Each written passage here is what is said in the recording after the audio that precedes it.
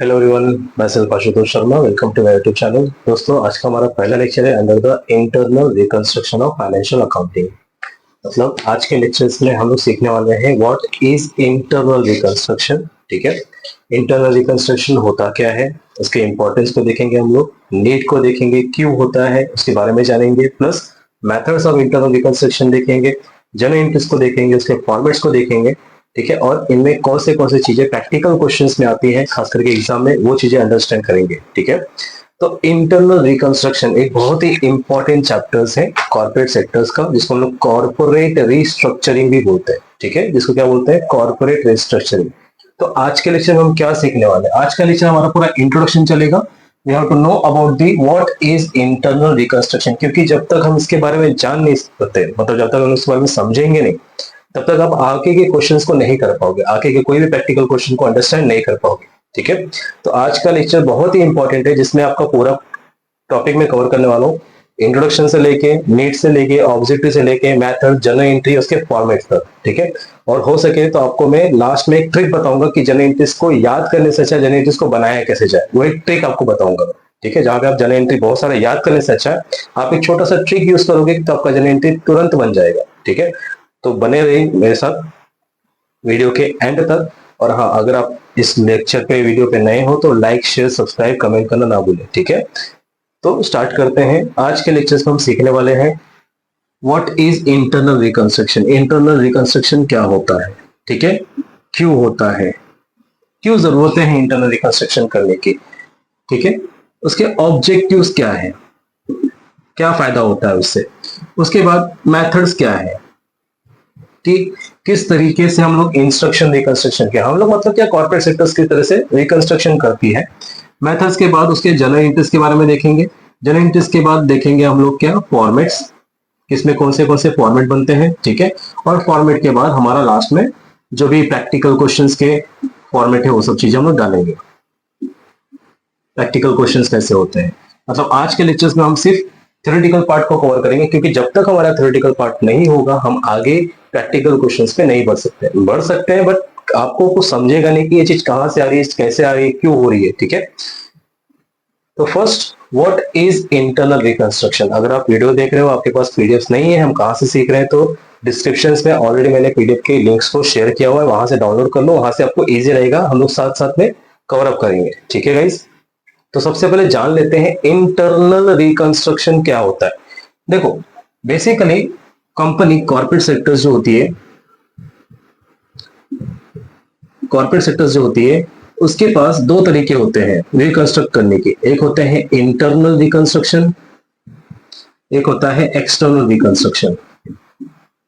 ठीक है, internal reconstruction और एक्सटर्नल रिकंस्ट्रक्शन। अब ये नया वर्ड कहां से आ गया सर, हम तो सीख रहे थे इंटरनल के बारे में, ये एक्सटर्नल कहां से आ गया।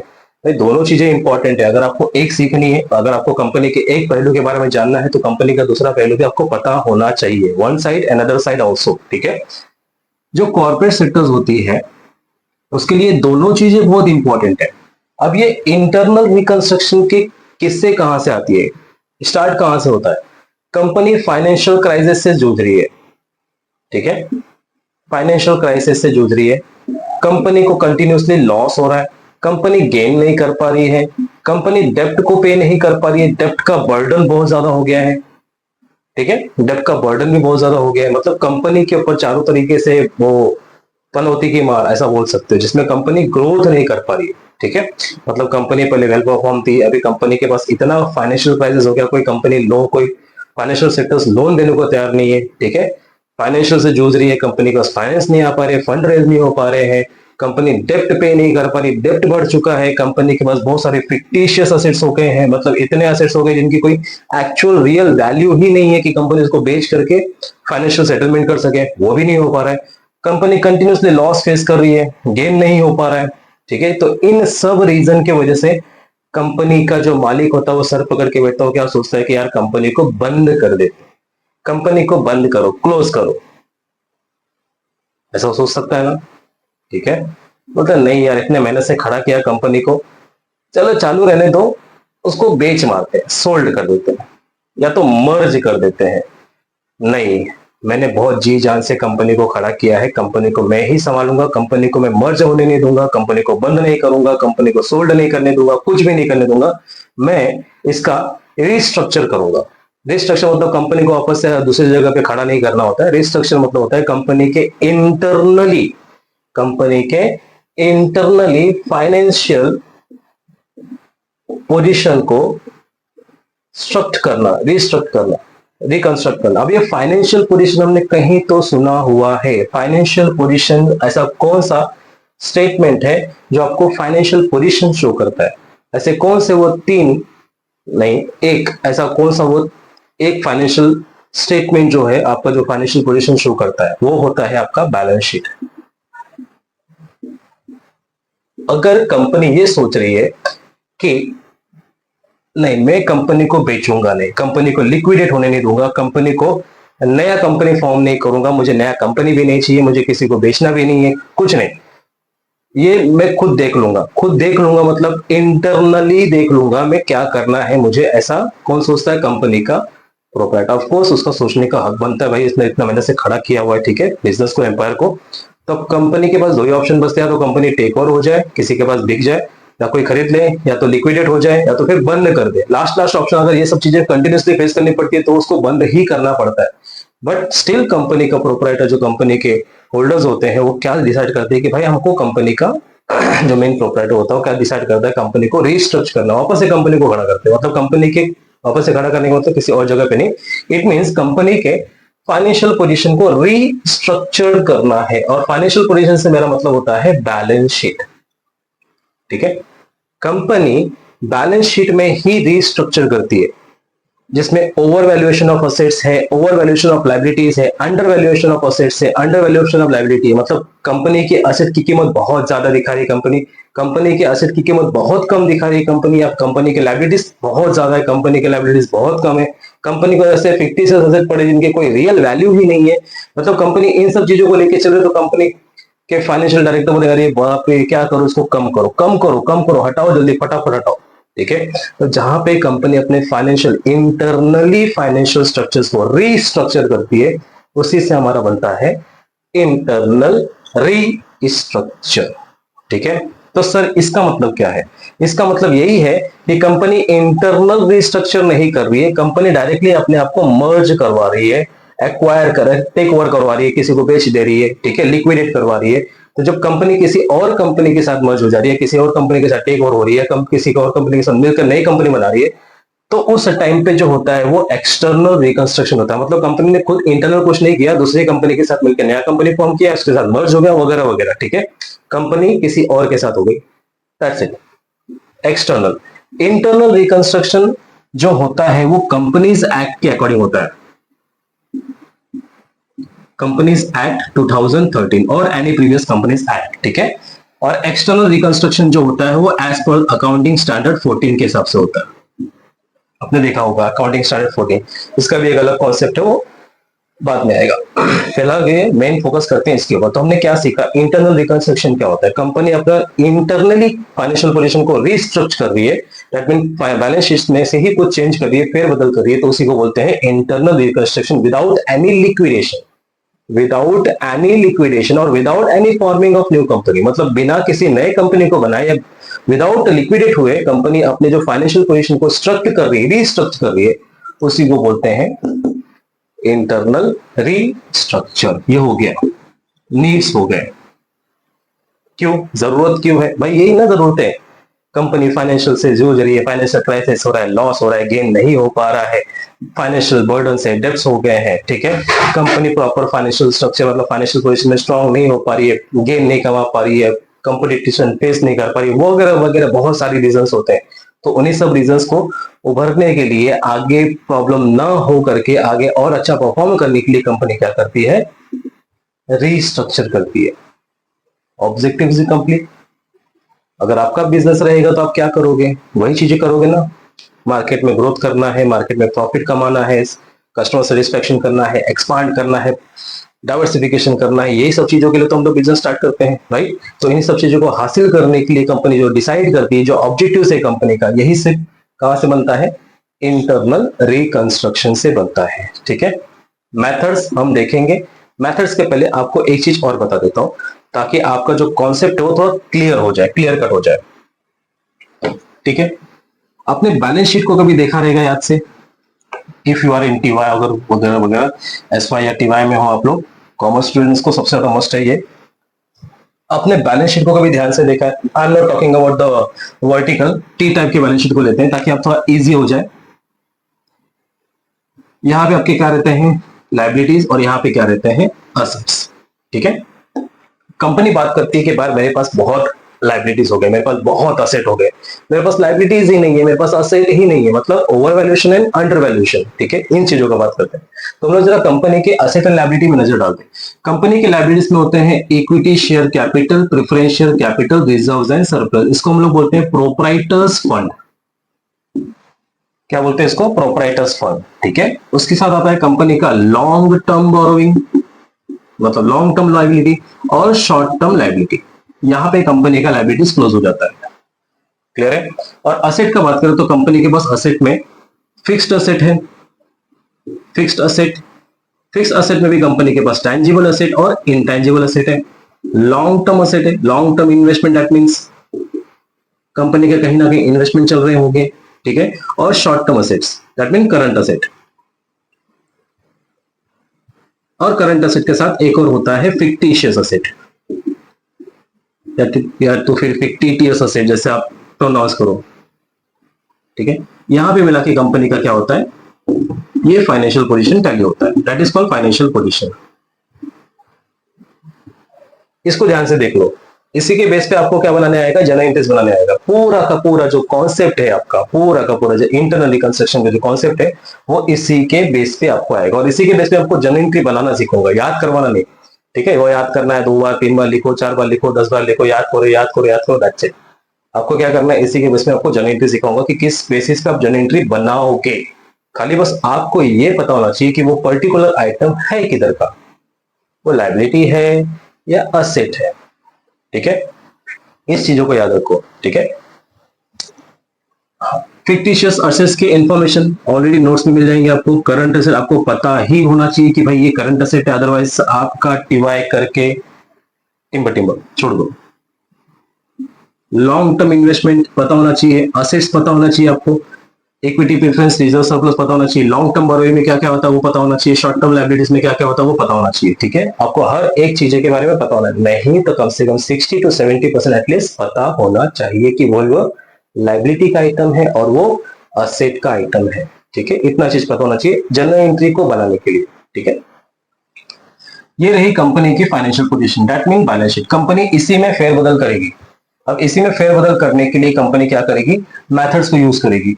जनरल एंट्रीज है, फॉर्मेट है, उसके प्रैक्टिकल क्वेश्चंस को हम लोग देखेंगे। ठीक है, ये चीजें इंपॉर्टेंट है।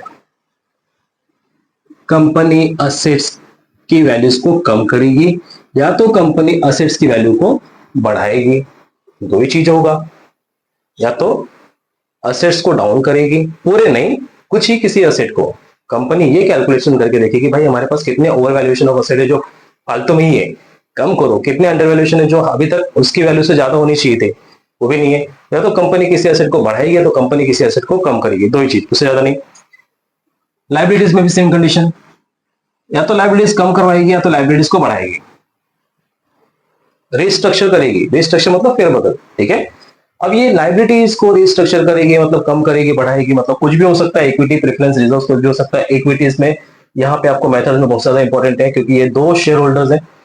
ठीक है, ये बहुत ज्यादा इंपॉर्टेंट है। उसके रिजर्व्स प्लस ये लॉन्ग टर्म लाइबिलिटीज और शॉर्ट टर्म लाइबिलिटीज, इसके बारे में आपको हो सकता है कि भाई लॉन्ग टर्म लाइबिलिटी कंपनी कम कर रही है, लॉन्ग टर्म लाइबिलिटी कंपनी ज्यादा कर रही है, पे कर रही है, वगैरह वगैरह, कुछ भी हो सकता है। शॉर्ट टर्म लाइबिलिटी कंपनी कम कर रही है, पे कर रही है, वगैरह वगैरह, आपको हर एक इंफॉर्मेशन देगा। ठीक है, अंडरस्टूड। तो ये चार ही सिचुएशन आपके पास है, चार ही वेरिएशंस है। लाइबिलिटीज को कम करना, लाइबिलिटीज को बढ़ाना, असेट को कम करना, असेट को बढ़ाना, यही है कंपनी का इंटरनल रीस्ट्रक्चर। समझा? मतलब आपको पूरा क्वेश्चन जो आएगा बैलेंस शीट का आएगा। एक, अनरिकॉर्डेड लाइबिलिटीज, ऐसा कुछ इंफॉर्मेशन हो जो इसमें है ही नहीं, फिर भी उसके इंफॉर्मेशन किसके बारे में है? लाइबिलिटीज के बारे में है। तो ऐसे कोई लाइबिलिटीज है जिसको रिकॉर्ड ही नहीं है, उसके लिए भी आपको कुछ ना कुछ आएगा।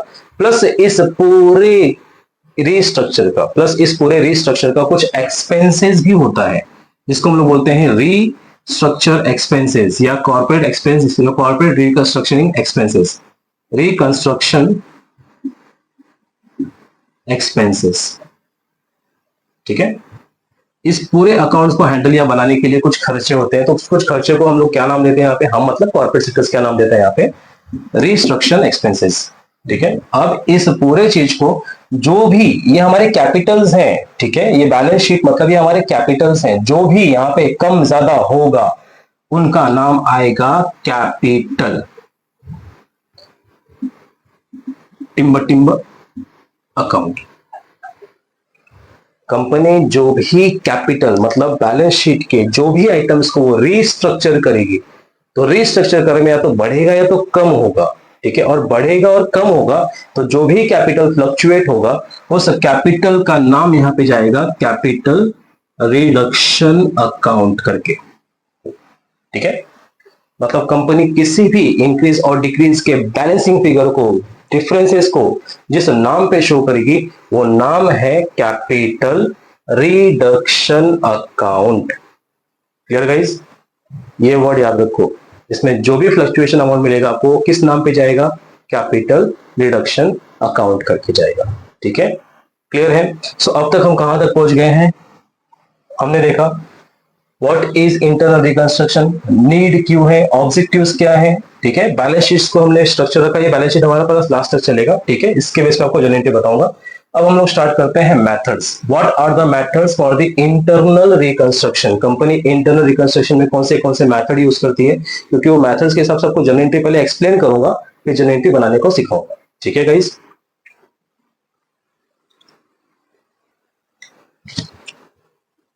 मेथड्स तो आप लोग पीडीएफ देखते रहोगे। ठीक है, पीडीएफ के पेज नंबर 2 पे आ जाओ, उसमें एक डायग्राम लिखा हुआ है मेथड्स करके। क्लियर है गाइस। सो इंटरनल रिकंस्ट्रक्शन करने के कितने मेथड्स हैं। सबसे पहला मेथड है alteration of share capital. Alteration of share capital, यह पहला मेथड है। दूसरा मेथड है variation of share holder rights. Variation of share holders right, सब इसी से जुड़ा हुआ है। ठीक है, तीसरा मेथड है reduction of share capital.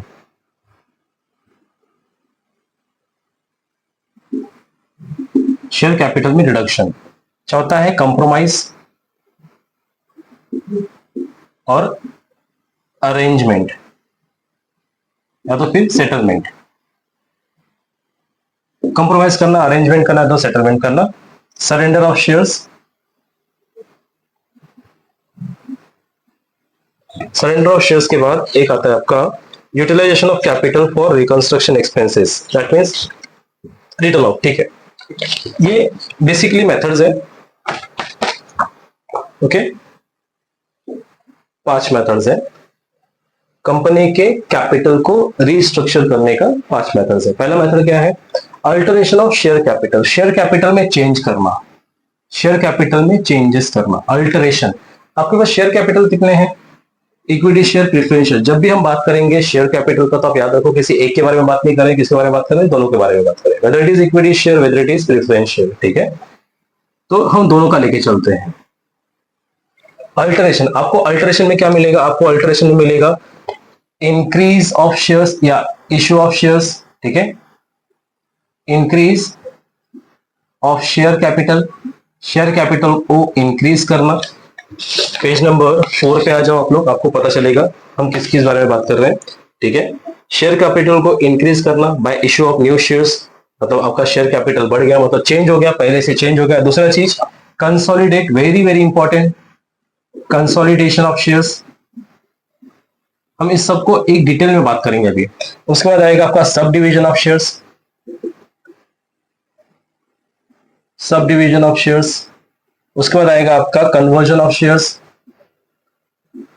Conversion of shares into stock, vice versa. Vice versa मतलब अगर conversion of shares into stock है तो ऐसा भी हो सकता है स्टॉक को कन्वर्ट किया किसमें, शेयर्स में। ठीक है, ये हो गया अल्टरेशन। उसके बाद आता है आपका variation of share holder rights. Share holders के राइट्स में वेरिएशन क्या आएगा? वेरिएशन मतलब क्या, परसेंटेज में। परसेंटेज मतलब रेट ऑफ डिविडेंड में रिडक्शन हो गया, reduction in rate of dividend. दूसरा, changes in cumulative to non cumulative.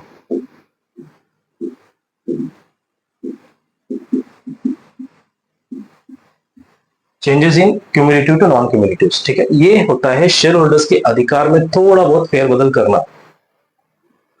यहाँ पे थोड़ा बहुत लगता है लेकिन वो चीजें बहुत महंगी महंगी होती है। ठीक है, कैपिटल रिडक्शंस में हम क्या करेंगे, कैपिटल को रिडीम्ड करने का बात करेंगे, कम करने का बात करेंगे। अल्टरेशन में हमने इश्यू करने का बात किया था, कैपिटल रिडक्शन में हम क्या करेंगे, कम करने का बात करेंगे। नाउ कैपिटल इक्विटी शेयर्स को कम करेंगे, प्रेफरेंस शेयर्स को कम करेंगे, इन सब चीजों को कम करने का बात करेंगे। ठीक है, that means reduction in nominal value, reduction in nominal value, या फिर reduction in paid up value.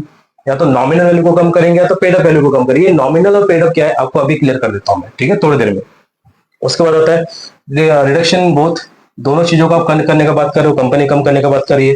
Surrenders, जो शेयर्स होल्ड करके रखे थे उनको सरेंडर करना है। ठीक है, जिनका पैसा नहीं मिल पाया उस चीजों को, that mean surrender of shares. ठीक है, शेयर कैपिटल, री इश्यू ऑफ सरेंडर शेयर्स, जो शेयर को सरेंडर किया था उसको री इश्यू करना है, कैंसिलेशन करना है, वो सब चीजें किसमें आएंगी, डिडक्शंस में आएंगी। देन कॉम्प्रोमाइज, कॉम्प्रोमाइज में क्या होता है, कोई लॉन्ग टर्म लायबिलिटीज है, कोई रिजर्व है जिसको आप कॉम्प्रोमाइज कर रहे हो राइट अप करने, सेटअप करने के लिए। ठीक है, इस रिजर्व सर्कुलस को आप यूज कर रहे हो किसी फिक्टिस एसेट्स को सेटअप करने का है या राइट ऑफ करने का, उसको एडजस्ट करने के लिए। या तो फिर कोई लॉन्ग टर्म लायबिलिटीज है, जो शॉर्ट टर्म लायबिलिटीज अपने को कॉम्प्रोमाइज करना चाहता है कि भाई देखो मेरे को थोड़ा बहुत दे दो, मैं मान जाऊंगा उसमें, बाकी तुम देते रहना बाद में। पहले मैं आपका 10% चार्ज कर रहा था, अभी काम करो 8% ले लो, मुझे इतना पैसा दे दो, बाकी का आप देखते रहना, और कम कर देता है। That mean settlement, compromise and वगैरह वगैरह, आप जो बोलो, अरेंजमेंट। ठीक है, वो हो गया इसमें। सरेंडर ऑफ शेयर्स में आपका आ जाएगा, हाँ सरेंडर ऑफ शेयर्स तो हो गया आपका। ठीक है, उसके बाद बात करते हैं हम लोग, यहाँ पे स्टार्ट करते हैं, वेरी वेरी इंपॉर्टेंट। ये 5 मेथड्स हैं इंटरनल रिकंस्ट्रक्शंस के, जिसमें पहला है alteration of share capital. Share capital में आपको चेंजेस करना है। अब यहाँ पे शेयर कैपिटल को चेंजेस करने का मतलब कंपनी क्या कर रही है, पहला लिखा है इंक्रीज ऑफ शेयर कैपिटल। हो सकता है कंपनी आपको बताए कि भाई कंपनी को शेयर कैपिटल की जरूरत है, कंपनी शेयर कैपिटल को बढ़ा रही है। ठीक है, अब कंपनी शेयर कैपिटल को बढ़ा रही है तो कंपनी के पास पैसा आ गया, फंडिंग आ गया, कंपनी के पास शेयर कैपिटल और बढ़ जाएगा। जहां भी शेयर कैपिटल इंक्रीज हो रहा है वहां पर अल्टरेशन हो जाएगा। दूसरा, consolidation, very very important. Consolidation का मतलब क्या होता है, कंसोलिडेशन,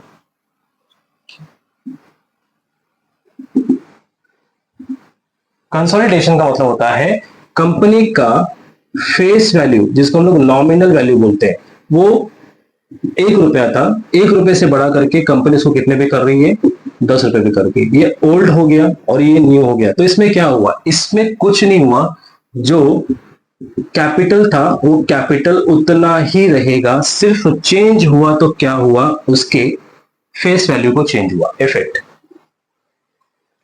कंपनी रेस करती है तो कंपनी बोलती है काम करो फेस वैल्यू को बढ़ा दो। ठीक है, फेस वैल्यू को बढ़ाओ, कैपिटल चेंज मत करो। तो अगर कैपिटल चेंज नहीं हुआ तो एक तो चेंज होगा, नॉमिनल वैल्यू चेंज होगा।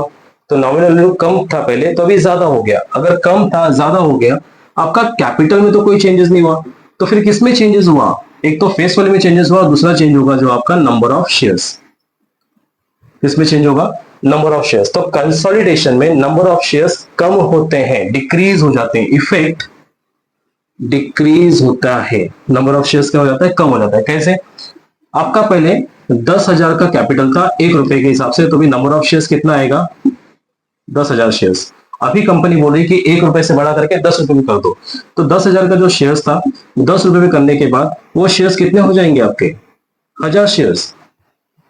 ये होता है कंसोलिडेशन, मतलब इफेक्ट किस पे होता है, नंबर ऑफ शेयर्स के होल्डिंग्स पे आता है। ठीक है, तो कंसोलिडेशन में फेस वैल्यू कम से ज्यादा हो जाता है, नंबर ऑफ शेयर्स ज्यादा से कम हो जाता है, but no effect on paid up value. ये है पेड अप वैल्यू, इसमें कोई भी चेंजेस आपको नहीं मिलेगा। फेस वैल्यू कम से ज्यादा हो जाएगा, नंबर ऑफ शेयर्स ज्यादा से कम हो जाएगा, दैट्स इट। और इसका अपोजिट वाइस वर्सा, इसका अपोजिट होता है, क्या नाम होता है उसका, sub division of shares.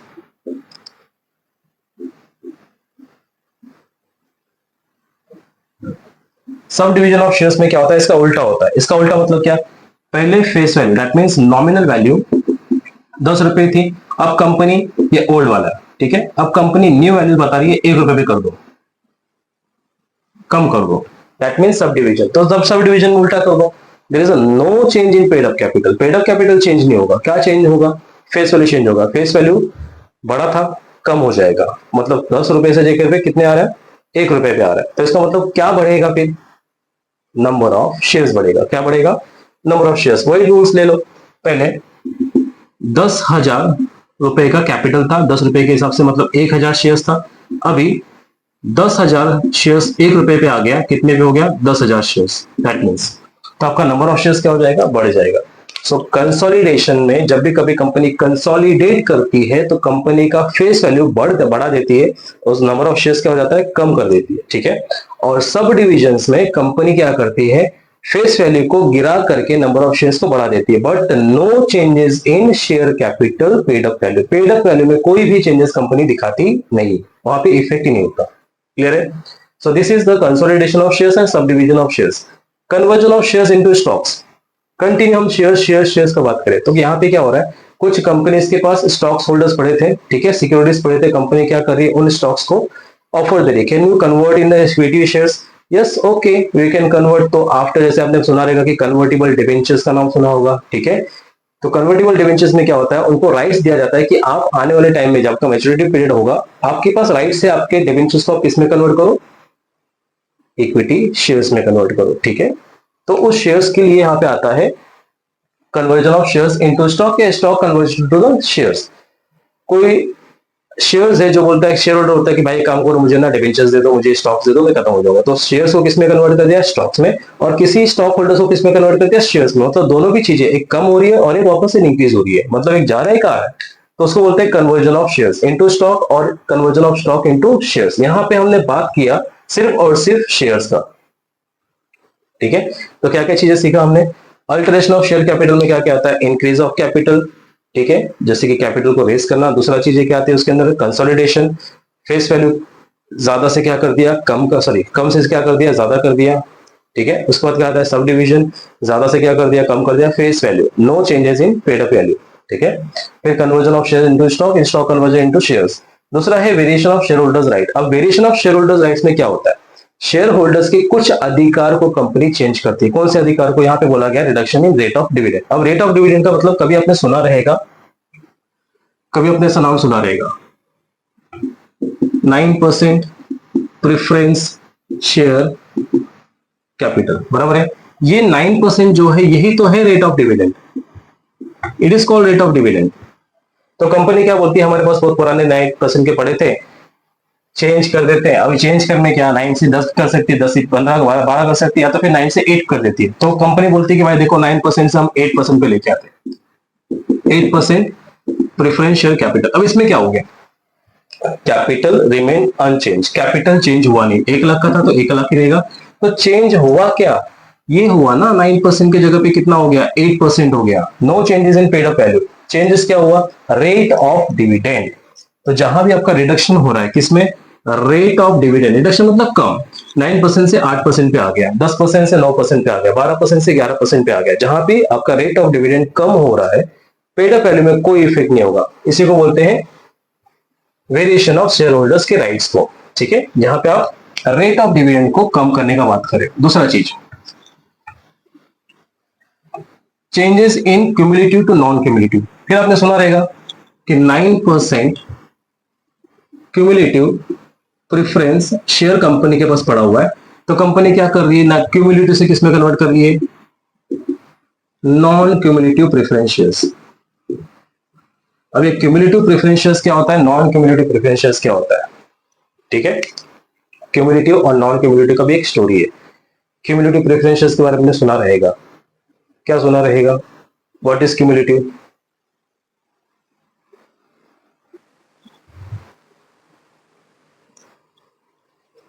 Cumulative to non cumulative क्या स्टोरी क्यूमुलेटिव का।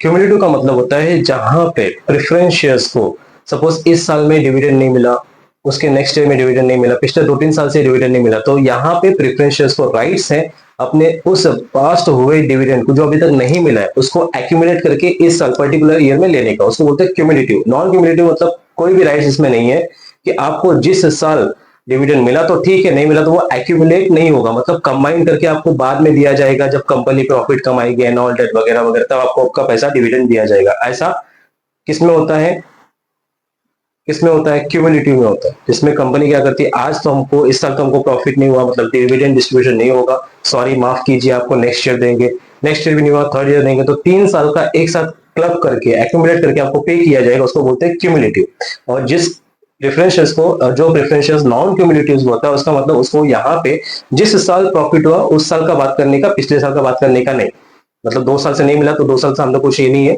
इस साल होगा तो इस साल आपको मिल जाएगा, तो बाकी का कोई पास्ट वगैरह कंबाइन होने वाला नहीं है, दैट मीन्स नॉन क्यूमुलेटिव प्रेफरेंशियल्स। ठीक है, ये भी हो गया। The reduction of share capital. अब हम लोग बात कर रहे थे कि शेयर होल्डर्स के नॉमिनल वैल्यू की चेंज हो रही है, ठीक है, पेड अप वैल्यू पे कोई इफेक्ट नहीं हो रहा है। अब कंपनी क्या करती है, कंपनी पेड अप वैल्यू को भी कम करती है, that means reduction in the paid up value. और जब reduction in paid up value, जब अमाउंट चेंज होगा तब इफेक्ट होगा किसका, कैपिटल का, ठीक है, तब इफेक्ट होगा कैपिटल का। अब तक तो कोई चेंजेस नहीं हो रहा था, अब चेंज होगा कैपिटल का, और जैसे ही कैपिटल का चेंज होगा तो अब नाम किस में आएगा, कैपिटल रिडक्शन अकाउंट। जैसे ही कैपिटल चेंज होने वाला होगा आपका आ जाएगा कैपिटल रिडक्शन अकाउंट, ठीक है। तो वो हम लोग देखेंगे, कंप्रोमाइज, अरेंजमेंट, सेटलमेंट, ये सब हम लोग यहां से सीखेंगे, ठीक है। अब हमारा बात होता है यहाँ पे जनरल इंटरेस्ट के बाद। ये हो गया, इसी का आपको जनरल इंटरेस्ट है, अब जनरल इंटरेस्ट आपको बनाना सिखाता है यहाँ पे, क्लियर है गाइस। अब यहाँ से हम लोग जनरल इंटरेस्ट बनाना सीखेंगे, प्लस उसके फॉर्मेट्स को देखेंगे, फिर आज का लेक्चर हमारा खत्म हो जाएगा, जिसमें हमने क्या क्या सीखेंगे, क्या क्या सीख चुके हैं, what is internal reconstruction need, objectives, ठीक है। जैसे हम लोग मेथड्स देख लिए, मेथड्स भी देखने के बाद हम लोग क्या देखेंगे, अभी जनरल इंटरेस्ट देखेंगे, जनरल इंटरेस्ट के बाद फॉर्मेटिंग छोटा सा है, फिर क्वेश्चन में आपको क्या करना होगा लास्ट में भी बता दूंगा, क्लियर गाइस।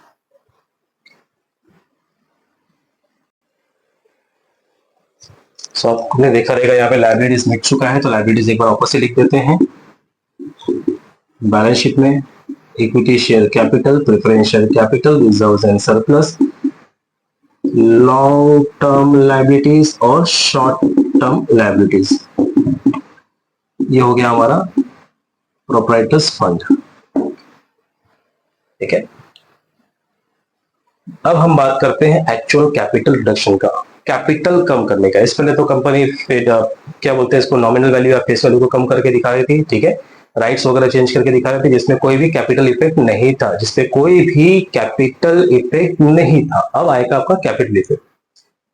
देखो जनरल इंटरेस्ट आपके पास है, नोट्स में है, मैंने पूरे नोट्स में जनरल इंटरेस्ट लिखा हुआ है, आप वहां से जनरल इंटरेस्ट को रिफर कर लो। जनरल इंटरेस्ट बनाना कैसे वो आपको यहाँ पे सिखाऊंगा। आपकी कोई भी इफेक्ट्स एक लेजर में जाएगा जिसका नाम होगा कैपिटल रिडक्शन अकाउंट। आपको एक अकाउंट बनाना है, कैपिटल रिडक्शन, डेबिट क्रेडिट, ठीक है। अब इसमें मेन इंफॉर्मेशन आपको जाएगा, यहां से होगा अपना शुरुआत। एंट्रीज, कंपनी या तो कैपिटल को कम करेगी या तो बढ़ाएगी, मतलब है तो लाइबिलिटीज कम करेगी या तो लाइबिलिटीज को इंक्रीज करेगी, या तो असेट को कम करेगी या तो असेट को इंक्रीज करेगी, बस इतना ही है ना। अब देखो, हाँ छोटा सा बता देता हूं, कंपनी ने लाइबिलिटीज को कम किया तो कंपनी का क्या होगा, प्रॉफिट। कंपनी ने लाइबिलिटीज को बढ़ा दिया तो कंपनी का क्या होगा, लॉस। उसी तरह से कंपनी के पास असेट्स हैं, कंपनी के पास असेट्स हैं, कंपनी ने असेट्स को कम कर दिया तो कंपनी का क्या होगा, लॉस। कंपनी ने असेट्स को बढ़ा दिया तो कंपनी का क्या होगा, profit. The vice versa relationship, ठीक है, एडवर्स रिलेशनशिप देख लो। मतलब अगर कंपनी कैपिटल्स को कम कर रही है, इसका मतलब बर्डन, फाइनेंशियल बर्डन कम कर रही है in future, that means liability का मतलब होता है फ्यूचर एक्सपेंसेस और असेट का मतलब होता है फ्यूचर इनकम्स। तो ये हो गया फ्यूचर एक्सपेंसेस, हो गया फ्यूचर इनकम। फ्यूचर एक्सपेंसेस की पॉइंट ऑफ व्यू से सोचो और फ्यूचर इनकम के पॉइंट ऑफ व्यू से सोचो कि कंपनी ने आज लायबिलिटीज को कम किया, इसका मतलब फ्यूचर में उसको पे करने की जरूरत नहीं है, दैट्स इट। तो इसका मतलब अगर कंपनी लाइबिलिटीज को कम कर रही है तो इसका मतलब वो क्या कर रही है, प्रॉफिट कर रही है एक तरह का, कि उसको फ्यूचर में फाइनेंशियल बर्डन्स नहीं होंगे, राइट। उसी तरह से कंपनी असेट्स का वैल्यू कम कर रही है। असेट का वैल्यू कम करने का मतलब क्या है, कंपनी के ऑलरेडी जो असेट होते हैं वो प्रॉपर्टी होते हैं। इसका मतलब वो प्रॉपर्टी ये होते हैं कि हम फ्यूचर में बेच करके पैसा रिकवर कर सकते हैं। जब प्रॉपर्टी ही कंपनी क्या कर रही है, कम कर रही है, तो जब प्रॉपर्टी ही कंपनी कम कर रही है, कम कर रही है, तो क्या होगा, लॉस होगा। अंडरस्टूड। कंपनी प्लांट मशीनरी बेच डालो, ये बेच डालो, ये खत्म कर दो, तो जब असेट ही प्रॉपर्टी खत्म कर रही है तो उसका मतलब क्या कर रही है, कंपनी लॉस कर रही है यहाँ पे, ठीक है। और अगर असेट बढ़ा रही है तो अच्छी बात है, प्रॉफिट। बस यही प्रॉफिट और लॉस, यही प्रॉफिट लॉस को आपको क्या लिखना है, कैपिटल रिडक्शन। कितने का प्रॉफिट हुआ, कितने का लॉस हुआ, कितने का प्रॉफिट और कितने का लॉस, ठीक है। जब भी कभी प्रॉफिट होगा तो टू कैपिटल डिडक्शन अकाउंट में जाएगा, डेबिट में टिम्बर अकाउंट डेबिट, ठीक है। और जब भी कभी लॉस होगा तो आपका एंट्री होगा capital reduction account debit to timber account. अब ये टिम्बर क्या है, 4A असेट लायबिलिटी का एंट्री खत्म। ये है प्रॉफिट की एंट्री, ये है लॉस की एंट्री। प्रॉफिट हुआ तो कैपिटल रिडक्शन क्रेडिट में, लॉस हुआ तो कैपिटल रिडक्शन डेबिट में। प्रॉफिट हुआ तो कैपिटल रिडक्शन क्रेडिट में, लॉस हुआ तो कैपिटल रिडक्शन डेबिट में, लॉस हुआ तो कैपिटल रिडक्शन डेबिट में, प्रॉफिट हुआ तो कैपिटल रिडक्शन क्रेडिट में, ठीक है। एग्जांपल, कंपनी के पास लैंड एंड बिल्डिंग था 1 लाख का, कंपनी इसको बेच कम करके कितना कर रही है, रिड्यूस कर रही है, रिड्यूस करके लेके आ गई 80 पे। मतलब कंपनी के पास पहले लैंड बिल्डिंग 1 लाख का पड़ा था, ना रिड्यूस करने के बाद कंपनी के पास कितना हो गया, 80,000 का। ना कितने से रिड्यूस हुआ, 20,000 से। ये प्रॉफिट है कि लॉस है, अब ये सोचो कि ये लैंड बिल्डिंग है क्या, लैंड बिल्डिंग किसका पार्ट है, लैंड बिल्डिंग तो आता है असेट में, और असेट हुआ कम तो कितने से हुआ कम, 20,000 से हुआ कम, तो कम हुआ मतलब क्या हो गया, लॉस। तो लॉस का मतलब होता है कैपिटल रिडक्शन अकाउंट डेबिट तो land and building account. Simple, समझा आप लोग को। असेट कम हुआ तो लॉस, ठीक है। रिवर्स दूसरा एंट्री देखते हैं हम लोग उसी चीज का। कंपनी के पास पहले क्रेडिटर था 2 लाख का, नाउ कंपनी के पास न्यू क्रेडिटर आ गया 2,50,000 का। क्या हो गया, अभी कंपनी के पास जो क्रेडिटर दिखा रहा है वो 2.5 लाख का दिखा रहा है, पहले कितना था, 2 लाख का दिखा रहा है, तो कितने से बढ़ा बाई कितना हो गया, 50,000 और इंक्रीज हो गया। पहले 2 लाख का था, अभी 2.5 लाख हो गया और बढ़ गया। लाइबिलिटीज है, बढ़ गई है, क्या हुआ, लॉस हुआ।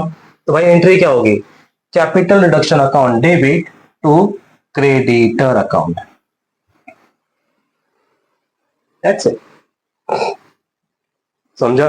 उसी तरह से प्रॉफिट होगा तो एंट्री क्या होगा, प्रॉफिट का भी देख लेते हैं। Equity share capital, equity share capital पहले 1 लाख का था, कंपनी बोल रही है 20,000 पे लेकर आओ, 20,000 पे लेकर आओ, तो बाय कितना हुआ, 80,000। ये 80,000 से कम हो गया, तो 80,000 से कम हो गया मतलब आपकी जो लाइबिलिटी है वो 80,000 से कम हो गई। अगर आपने लाइबिलिटी 80,000 से कम हो गई तो प्रॉफिट हुआ ना, किसके ऊपर, इक्विटी शेयर के ऊपर। तो भाई यहाँ पे आ गया आपका equity share capital to capital reduction account, कितने हजार का, 80,000 का। क्लियर है। In the same way asset, मतलब आपको पूरे चैप्टर्स की जनरल एंट्रीज को, कुछ ही जनरल एंट्रीज को याद रखना है, बाकी बैलेंस शीट की किसी भी जनरल एंट्रीज को याद रखने की जरूरत नहीं, सिर्फ और सिर्फ ये दोनों स्ट्रक्चर फॉलो करो, आपका जनरल एंट्री बन जाएगा। ईमानदारी से, गॉड प्रॉमिस, ये चीजें याद रखो, ठीक है। भगवान की प्रॉमिस, जो भी माता रानी की प्रॉमिस, जो खाते हो खा लो, बस ये चीजों को, स्ट्रक्चर्स को याद रखो और ये 2 एंट्रीज को याद रखो। बस इतना फोकस करो कि वो पर्टिकुलर आइटम बढ़ रहा है, कम हो रहा है, ठीक है, इंक्रीज हो रहा है कि डिक्रीज हो रहा है, असेट का पार्ट है कि लायबिलिटी का पार्ट है। बस उतना देख लो, आपका ये एंट्री बस बिठा लो, क्लियर हो जाएगा। बाकी का जो हम लोग लेक्चर्स करेंगे, प्रैक्टिकल क्वेश्चंस करेंगे, तब आपका मैक्सिमम डाउट वहां पे सॉल्व हो जाएगा। ठीक है, एक्चुअल एंट्री क्लियर गाइस, यहां तक समझा? बस कुछ नहीं करना है। प्रॉफिट हुआ तो क्रेडिट साइड, ठीक है, इक्विटी शेयर पे प्रॉफिट हुआ बाय इक्विटी शेयर कैपिटल 80,000 का। क्रेडिटर पे लॉस हुआ टू क्रेडिटर, जो भी लॉस हुआ उसका 50,000 का loss. Loss debit profit credit, ये भी आपको सिखा दूंगा मैं कैपिटल रिडक्शन में। ठीक है, एक ये एंट्री हो गया। अब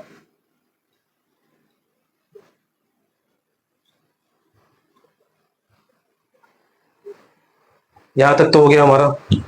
ठीक है गाइस, आपको जनरल इंटरेस्ट बनाना सिखा दिया, आपको जनरल इंटरेस्ट के मतलब मेथड्स के बारे में बता दिया, आपको इंटरनल रिकंस्ट्रक्शन में कितने मेथड्स होते हैं, जनरल इंटरेस्ट को कैसे बनाते हैं। जनरल इंटरेस्ट पूरा आपके फॉर्मेट के पास है, आप वहां से रिफर कर लो, क्योंकि नेक्स्ट लेक्चर में हम लोग को जनरल इंटरेस्ट लगेगा वहां पे सॉल्व करने के लिए। और जो एंट्रीज हमने नहीं सीखा है वो यहाँ से सीख लिया। ठीक है, कि पूरे चैप्टर्स का जनरल इंटरेस्ट हमको बनाना किस बेसिस पे है, इस बेसिस पे बनाना है कि लाइबिलिटीज कम हो रहा है कि ज्यादा हो रहा है। तो नेक्स्ट लेक्चर में प्लीज मेक श्योर कि आपको ये पैटर्न याद रहे कि वो कौन सा पार्ट है। मैं जरूर पूछूंगा कौन सा पार्ट है, वैसे तो आप बता नहीं पाओगे, लेकिन फिर भी मैं ट्राई करूंगा। ठीक है, कौन सा पार्ट है, लाइबिलिटी का पार्ट है तो कम हुआ क्या, कम हुआ तो प्रॉफिट, प्रॉफिट का एंट्री ये रहा, लॉस हुआ तो लॉस की एंट्री ये रही। ठीक है, हाँ, तो प्रॉफिट और लॉस की एंट्री ये रही, क्लियर है। और असेट की एंट्री कम हुआ तो ये, ज्यादा हुआ तो प्रॉफिट, बस वही एंट्री हम लोग देखेंगे। तो इस पूरे चैप्टर्स में आपको बनाना क्या है, what you have to prepare as per the practical question. आपको बनाने हैं एक लेजर अकाउंट, जिसको हम नाम देते हैं कैपिटल रिडक्शन। क्या नाम देते हैं, कैपिटल रिडक्शन। दूसरा आपको बनाना है जर्नल एंट्री, जो भी आप लोग कैपिटल को फ्लक्चुएट करोगे, चेंजेस करोगे एज पर द कंपनी के इंफॉर्मेशन के हिसाब से वो। और तीसरा आपका आएगा balance sheet after reconstruction, after capital reduction. ठीक है, ये तीन चीजें। अब ये तीन चीजें एज पर द टीवाई में या तो ये दो चीजें पूछेगा, या तो ये दो चीजें पूछेगा, या तो ये दो चीजें पूछेगा या तो पूरे ही पूछेगा। लो, पूरा ही पूछ लिया। ठीक है, जिसमें कैपिटल रिडक्शन भी बनाना है, जनरल एंट्री भी बनाना है, बैलेंस शीट भी बनाना है। ये तीनों का फॉर्मेट मैंने आपको नोट्स में दिया हुआ है। ठीक है, इन शॉर्ट आपको नोट्स यहाँ पे डिस्कशन कर लिया कि डेबिट में कौन से नाम आएंगे, क्रेडिट में कौन से नाम आएंगे।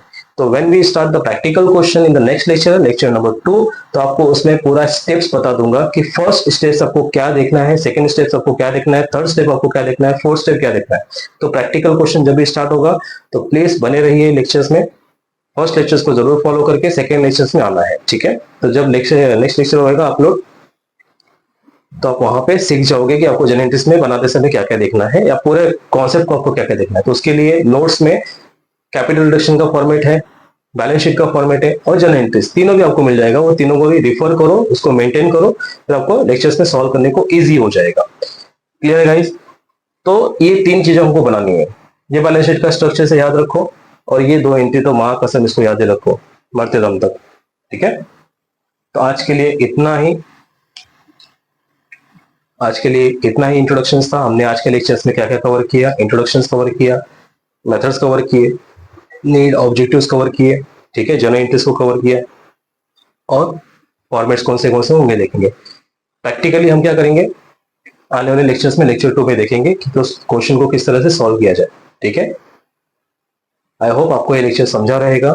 तो आज के लिए इतना ही, मिलते हैं next lecture. Thank you, have a nice day. Please like share subscribe जरूर करें।